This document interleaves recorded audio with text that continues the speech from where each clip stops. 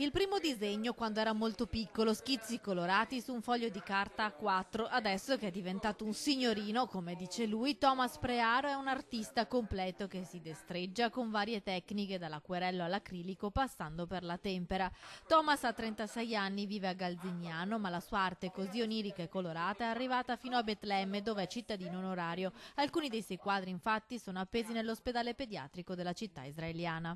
Col prossimo giro ci andrò anche hanno chiesto anche di me i bambini e saranno cresciuti adesso. Le doti artistiche di Thomas sono state notate fin da subito dai suoi insegnanti che lo hanno spronato. Ha fatto il liceo artistico, molto impegno ed dedizione che lo hanno portato ad esporre in Italia e all'estero. Tra i suoi estimatori anche il critico Vittorio Sgarbi. Thomas trova ispirazione da quello che osserva e anche dal mondo delle favole.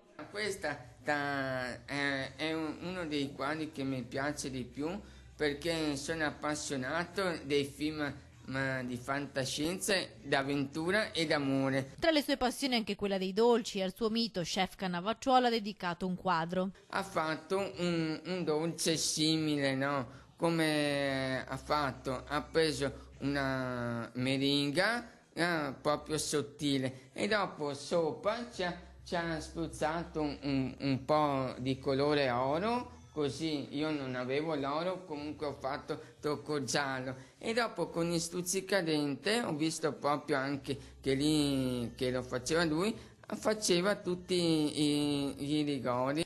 Alcune delle opere di Thomas in questo periodo sono esposte nello studio medico di una dottoressa, Alessandra Melis, che sta portando avanti un percorso di assistenza unico nei confronti dei disabili e ha voluto esporre i suoi quadri per allietare i piccoli pazienti che quotidianamente passano per il suo studio di via Nazareth a Padova.